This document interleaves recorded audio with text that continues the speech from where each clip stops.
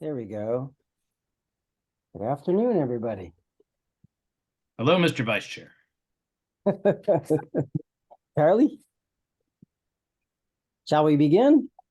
Do we have enough people, a quorum? Good. Mr. Holland, Mr. Spencer, Ms. Buckman, looks like we do. Okay, well, unless does this sound good, Charlie? Okay. Well, all right. Good afternoon, everyone. My name is Dr. Jimmy Thompson. I'm the Vice Chair of the OAA Grants Committee. I'd like to call this meeting to order. The following Grants Committee members are in attendance. As before mentioned, I saw Tim Spencer, Sharon Buckman, Jim Holland, and let's see if there's anyone I've missed. I don't see Dr. Thomason, I think, was unable to be with us today. Correct. And it looks like Mike Tillum is not able to be with us today. Dr. Thompson, Yeah, Tony. I know Mike Tillum just asked me for the link, so he's probably gonna be joining us. Okay, great. And Tyler Lester is here representing Senator Pillion. Oh, excellent. Welcome, Tyler. First item of business today is for the committee to consider a motion to approve the August 18th, 2023 minutes as they were posted on the website. Do I hear a motion? So moved. Thank you, Mr. Spencer. Do I have a second? Second, Jim Holland. Second, Jim Holland. Thanks, Mr. Holland. The minutes are approved. Next item is for our committee to receive an update from our Director of Operations, Charlie Linticum, which will include a review of the funding proposals we have received from cities and counties. All right, Charlie? Yeah. Everybody hear me okay? Yes. And can everybody see my screen? Good. All right. Good. Here we go. Thank you, everybody. So here we go. We've already done these two things. So 2 slides, 3 slides now out of the way. Pretty good, pretty fast.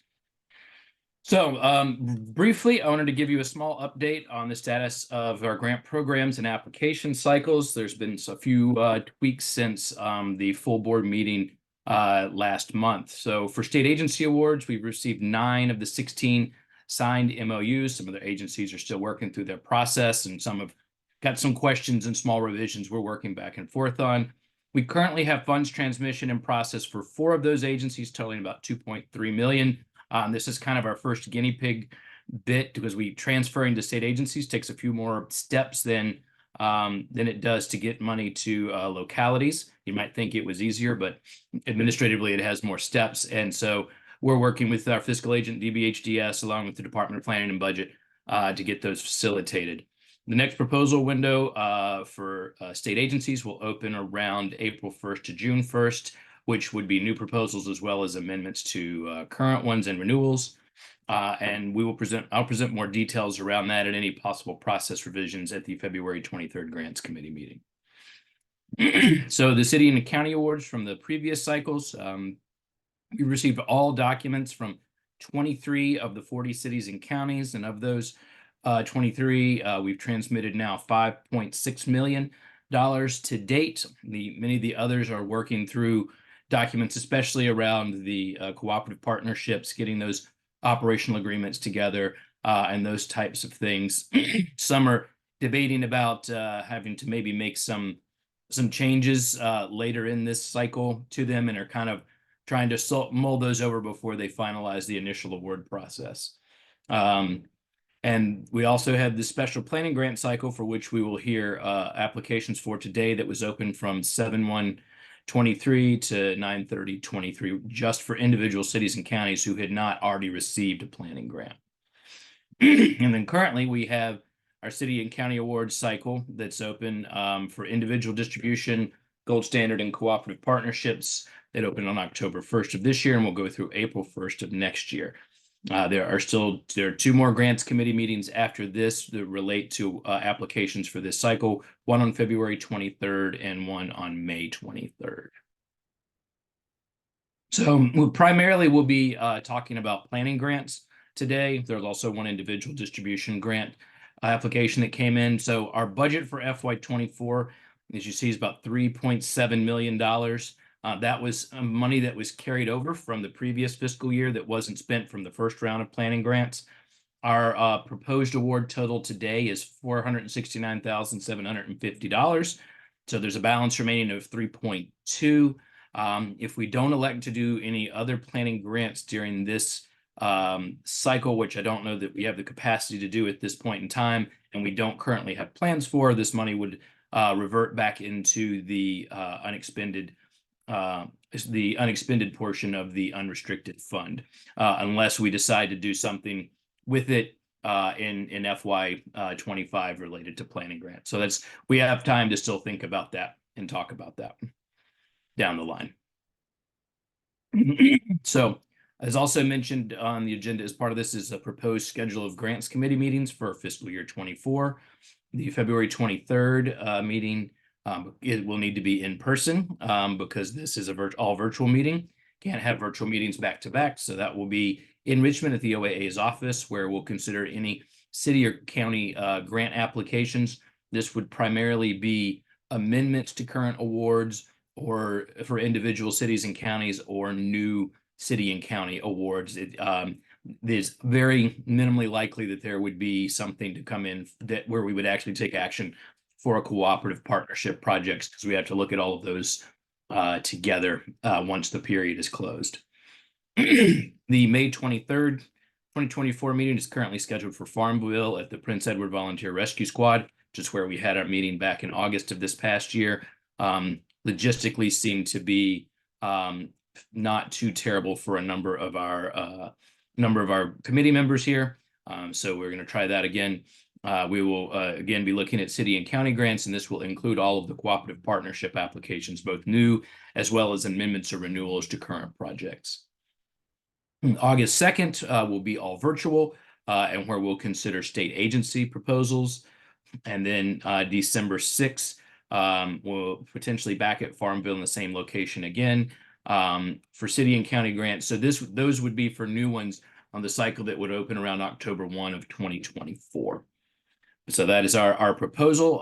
Once that's been, I think, officially finalized, you'll probably see something from myself or as part of a larger document from Mr. McDowell, our executive director. So planning grants for planning grant and individual distribution proposals that we've received through time for this this meeting. So we received 7 planning grant applications from this special planning grant cycle. That's Botetourt County, Colonial Heights City, and then Loudoun, Patrick, Prince Edward counties, Salem City, and Warren County. There's a note, the performance period for this special cycle is only 1 year. So it's going to kick off January 1st. Mr. Schlichman, our attorney at hand, has been working diligently on trying to get award documents prepared. So if everything is approved, we can transmit those out this week to give as much ramp time for them to get everything back to us. So hopefully in January, we can transmit all of the funds. We did a shorter, the other planning grants that were approved back in the summer were given like a 2-year process. We have asked that they try to complete those quicker, but the idea behind these is to try and get people engaging and applying for their individual distribution and or submitting that direct distribution. So the longer we leave of time, the longer it takes for them to get the application through. So that's why we went with a shorter performance period for this time, which should be doable for everyone. We also received 2 individual distribution applications, one from Manassas City that I'll talk about. We also received one from another county, but after kind of reviewing and talking with them, they chose to withdraw, and they may revise for a future submission. So there's a small typo here. This should say planning grant requirements. So as a reminder about things related to planning grants, just like all of our awards, no supplanting and no indirect costs, only new administrative costs, and they have to give us a narrative of what kind of specific purpose that the plan they're creating is for. They have to give us a line item budget, identify any potential partner organizations. They also provide us their procurement documents if they've developed any, and it must result in a plan. and that plan must turn into an application to the OAA for a project. If those things don't happen, and the plan also comes to us, will also be posted on our website, then they have to repay the money that we've given them. So, planning grant applications that were received.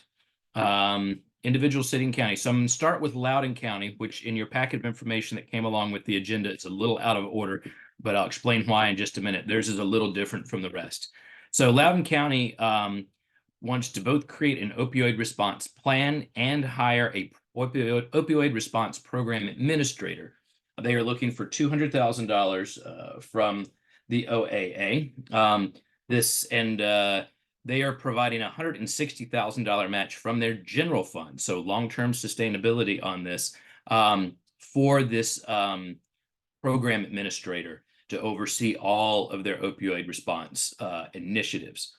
Overall, the countywide strategic plan will be part of an RFP to contract with an organization for this strategic plan, including identifying like source data, existing efforts and gaps, and those types of things, and what they can do. And the program administrator will be a full-time position to support the work that comes out of the plan.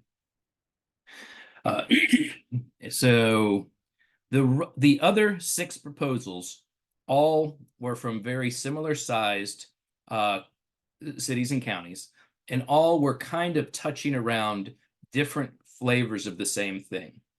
So what we did was we went back to those cities and counties and said, let's see if we can kind of put everybody in the same box that's already kind of exists a little bit to work. And so the framework we used for the recommendations, if you'll note on the screen, some of these have a requested amount versus a recommended amount, is we use the Powhatan County plan that they did. It was on the last cycle that we gave them $45,000 for, and they're matching with $5,000 from their direct distribution.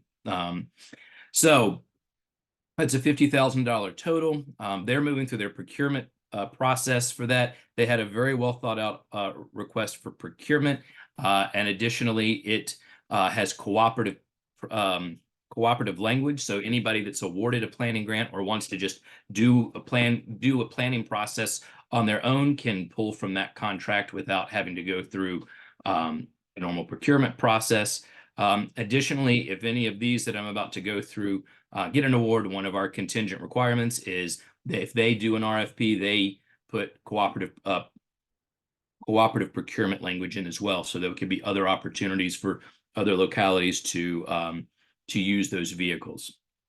So the procurement process, as we understand, is going well for Powhatan. And so the overarching pieces of this is I'll talk about each one individually in a second, but basically creating kind of an opioid abatement or strategic plan and a report, and how to best use the funds based on the needs of the community and the resources that are currently available. There is one that's a little bit different than one or two that have a little bit of different flavor here and there, but ultimately that's what we're kind of looking at as a whole. And we also noted we had them kind of sign kind of a pre-written document if they agreed to this change that kind of outlined everything. And one of those things is if they go through a procurement process and the amount we've recommended is not enough, they can come back to us and we can look at potentially amending this amount based on the results of their procurement, so long as the amount of match that they're providing stays in alignment. So if they're providing a 10% match and we got to go up on our money, they'll come up on their money in a like amount to keep that match in place. So Botetourt County Community Opioid Abatement Report and Plan, they originally requested $50,000, aligning with that Powhatan setup. We recommended $45,000 for a planning award. They're going to provide $5,000 match from their direct distribution. Colonial Heights City, a strategic plan for usage of settlement funds. They originally requested $67,500. We are again recommending the $45,000 for a planning award and a $5,000 match from their direct distribution. Patrick County, they are developing a strategic opioid abatement plan. They originally requested $125,000, again recommending $45,000 planning award, they are providing a $5,000 match from their individual distribution. So a note, approving of this is a $45,000 planning award as well as a $5,000 individual distribution award.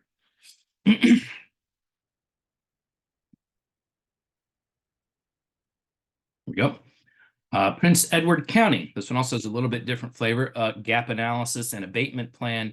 Originally requested $36,720. Again, recommending $45,000 planning award, and then a slightly off number, $5,250 in matching funds from Prince Edward, Buckingham, and Cumberland counties. It's $1,750 each. Well, that sounds like a cooperative partnership planning award. It does. That was something that they had hoped to do. However, we did not offer those on this most recent round because we already have a number of, when we approved the cooperative partnership awards, our out years were over our amount of funding that was available. So everyone's going to have to work together for those. And we'd already did a slate of cooperative partnership planning grants that have to result in more applications. We've got to figure out how to fund. So they came to us and said, well, this is what we really want to do. Not a lot of us have any money, and everything kind of works together in our three localities. So Prince Edward said, hey, look, we'll take up the mantle. We'll be the fiscal agent kind of. We'll do this, and we'll set this study up for our kind of greater community region, but we'll kind of take that on as an individual city. Excuse me, as an individual county. And then to kind of support that, Buckingham and Cumberland have given matching funds for that. This one of the contingencies for this award is if the plan comes out that says the best thing for you all to do is apply for a cooperative partnership and try to use your funds with some additional money, then the resulting application from that, it must have a significant commitment from their individual and or direct distribution, since that's the intention of these planning grants. And so they are an understanding of that for all three of them. So Salem City is still doing something similar to the others, but they kind of broke it out into multiple projects, including created an opioid prevention work group, doing training, surveys and research, and developing a needs assessment that results in a plan. They had requested $205,000, almost $206,000. We're again recommending the $45,000, and they're providing a $5,000 match from their direct distribution. And then Warren County, they actually came in, just basically followed on their own before we even got into this, the kind of Powhatan model. And I believe they used Powhatan's RFP to create their own. We've also given all of these localities that we've worked with for these amendments a copy of Powhatan's RFP that they can use for developing theirs. So again, a $45,000 planning award and a $5,000 match from direct distribution. And then lastly, our one individual distribution application is from Manassas City. This is for a harm reduction specialist for their local Department of Social Services. The harm reduction specialist is going to collaborate with various community stakeholders, including police departments, hospitals, schools, community members, to address the opioid crisis and its impact on child welfare and child maltreatment. Position is going to focus on implementing evidence-based harm reduction strategies and providing other supports. So they were requesting $42,000, $42,069 when their individual distribution for FY24, which is the amount they have available, and then another almost $7,000 as a renewal for FY2025. So this is your first opportunity to renew an application. We didn't think it made sense for you all to approve an application to then have them turn around and have to submit a renewal for by April 1st for a project they've just barely gotten the funding for and gotten off the ground. So to stay in alignment with our renewal process, a contingent requirement on this grant is they will be required to submit a progress report by June 1st of how they have been implementing the progress, the project that the OAA can review before any FY25 funds are transmitted. FY25 funds would not be transmitted until after July 1st, 2024. And if there are any issues within the plan, we would, with their report and where they are with moving along, then we would work with them for some type of performance improvement before we would transmit the funds. They did not provide any matching funds for this, certainly not required, but just a note. So, Mr. Vice Chair, that ends my report from the Director of Operations. Thanks, Charlie. Let's see. So we've already reviewed the meeting schedule. I guess that came It was part of it. Yes, I'm sorry. part of it at the beginning. Looks like this is the moment, this is the time on the agenda where members of the public may address comments to the committee. Mr. Lincecum, do we have any individuals signed up to speak? Mr. Vice Chair, not that I'm aware of.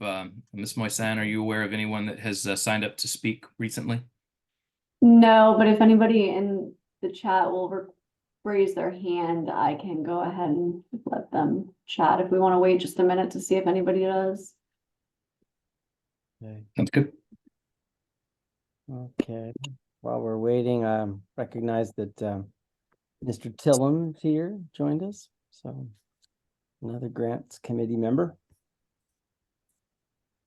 Okay, it looks like we have one person. I'm going to allow them to chat real quick. Okay. Hi there. First of all, great. This is very informative. I am from Loudoun County and used to work in emergency management. Trying to get more familiar about grants in general, but I just sort of wanted to briefly ask about oversight and how you feel about the allocation of funds and how that's, been going and sort of the trends that you've been seeing. Okay. Thanks for the question. Would anybody like to field the answer? I'd be happy to, since that all kind of falls under me just about. So as far as oversight, there'll be something coming out soon for the full grants that, the full projects that have been awarded about how the reporting will work. Every grant that is given for a specific project outside of the planning grants has to have specific performance measures. That'll be part of what's reported on. There'll also need to be kind of a narrative of status, and there'll need to be a report on, finances, kind of budget to actuals and that type of thing. And then later, as the projects have kind of been in place for a little while, there'll be site visits where we'll be primarily looking into trying to understand, see the performance measures in action, see how the program works. The financial kind of review for further kind of audit piece, we hope is going to be handled through local audit guidance that the APA will issue once that kind of gets through the legislative process. They have some guidelines already, but we hope that's going to kind of get taken up in every year in the local audit process. As far as distribution allocation of funds, I mean, things are kind of all over the place, depending on either the city or county or the region that they're working in. Some have shovel-ready projects that they are digging straight into. They've got their money and they're starting to go. Others are trying to get their, kind of get the wheels on the car before they start driving it to get everything together with projects that have been awarded. And then, further down the line, you've got some that are still trying to figure out how best what to do. They're small cities and counties, or even groups of small cities or counties, and they, you're talking a staff of 6 people, maybe 15 people to run the whole county. And so they've kind of got to get to a point of capacity to be able to deal with this because they may not have enough funds to just kind of hire someone. And so they kind of have to get to that point. And so I think we're hoping that through our outreach efforts and then just through the basics of time, that for those that we have not received applications for either this past cycle or this current cycle, that we will get something through, either if they are not directly applying for their own money, that they're partnering at least in a project, by kind of April 1, 2025, which would be the end of our third cycle. Hope that answers your question. Yes, it does. Thank you so much. I found the same issue with resources on human resources on that level. So thank you for educating me. Thank you. No problem. You too.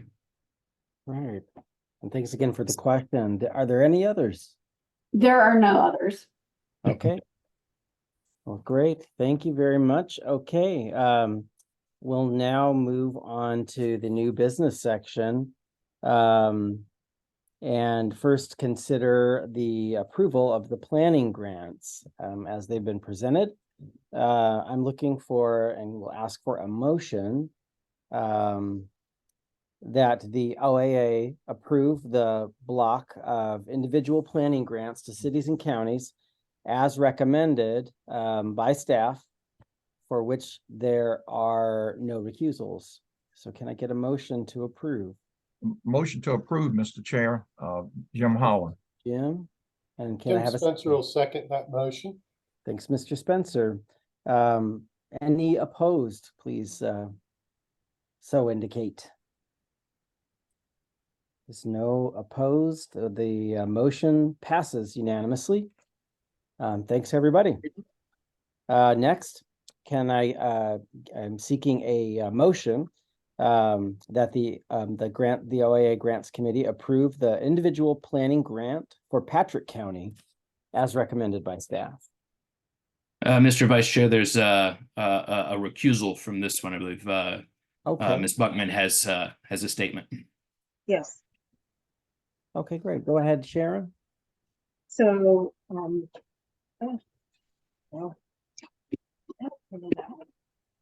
I am requesting to recuse myself from the consideration of this proposal, because my, employer serves Patrick County, and, we would be a potential applicant, through the RFP process. Okay, Sharon, recognize that you are recusing yourself from this vote. Thank you. I'll go ahead and ask again for a motion to approve the individual planning grant for Patrick County as recommended by staff.